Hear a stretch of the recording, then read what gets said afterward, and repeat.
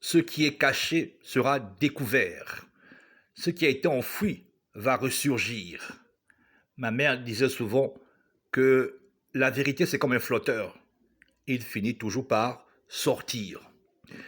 Dans la Bible, il y a des noms bantous. Je dis, dans la Bible, il y a des noms bantous, africains, dans la Bible. Et on ne fait pas souvent attention. On ne fait pas souvent attention. Parce que on a été lobotomisé, on a été hypnotisé. La religion nous a engourdi l'esprit. Mais l'heure est venue d'ouvrir les yeux. Dans la Bible, il y a le nom Akiam, qu'on trouve chez les fonds du Congo, qu'on trouve chez les fonds du Cameroun, qu'on trouve au Gabon aussi, Akiam. Dans la Bible, il y a le nom Ada, un nom typiquement africain, notamment Fan, Boulou et Wondo, Ada, A-D-A. Dans la Bible, on trouve le nom Elassa. Elassa, je connaissais une Elassa. Elassa, c'est un nom africain, typiquement africain.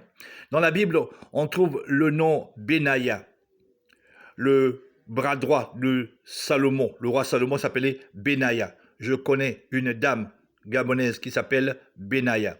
Dans la Bible, on trouve le nom Azouba. Ma grand-mère s'appelait Azouba. Dans la Bible, on trouve le nom Makaya. Makaya, c'est vraiment, c'est congolais, c'est gabonais, voilà, c'est angolais, Makaya.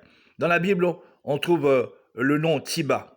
Tiba, l'ancien directeur général de l'OPRAG au Gabon, si je ne me trompe pas, s'appelait Charles Tiba. C'est un nom typiquement africain, gabonais.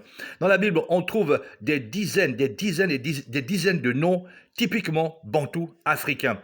Et lorsque on est un peu normal et intelligent, on doit se poser des questions. Puisque ça ne nous concerne pas, puisque c'est un livre qui concerne un autre peuple, c'est un livre qui s'est passé, des choses qui sont passées loin de chez nous, comment se fait-il que nos noms se retrouvent à l'intérieur? Ça, c'est pour des gens normaux. Mais pour les idiots, ils vont se dire, je veux ma bénédiction, c'est mon temps de régner, je veux mon onction, etc. Voilà. Il ne va même pas se rendre compte que, en fait, la Bible parle de lui et de ses ancêtres et de son avenir. Voilà, la Bible contient des noms bantous. Frères et sœurs, réalisez ça. La Bible a des noms bantous. Si dans la Bible, il y avait des noms chinois, si vous lisiez dans la Bible Chang, ou alors Liu, ou alors Li, ou bien Uchiwan, ou bien Lu Kachan, ou Fang Yu, voilà, dans la Bible, vous aviez des noms comme ça, des noms chinois dans la Bible. Qu'est-ce que vous auriez dit? En toute honnêteté, vous auriez dit, ah tiens, c'est quand même suspect. On dirait que les Chinois ont quelque chose à voir avec ce livre. Mais c'est des noms bantous, et non, ça vous dit rien. Non, c'est pas nous, c'est pas notre affaire. Nous nous sommes convertis en Jésus, nous croyons en Jésus, et c'est grâce à Jésus que nous sommes sauvés, etc., etc. Mais le Seigneur, n'est-ce pas, ne condamne pas ceux qui ne connaissent pas. Mais ceux qui s'entêtent dans la stupidité et la bêtise, eh bien, ils seront condamnés sévèrement. Car tu ne pourras pas dire que tu n'as pas été averti. Sur cette chaîne, Retour de Nzambé, tu es au courant, tu es informé. Dans la Bible, il y a des noms bantous. Et c'est ce qui confirme encore ce qu'on a l'habitude de dire sur cette chaîne, c'est que les bantous sont le véritable peuple de l'Éternel. Les autres noms, la majorité ont été déformés. C'est simple, ils ont pris plusieurs noms, ils n'ont pas pu faire un travail vraiment complet et total selon leur programme. La majorité des noms ont été déformés.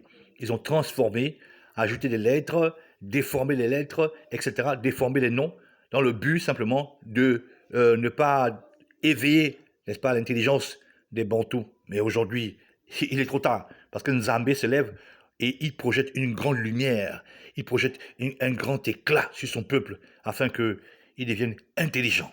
Soyez bénis.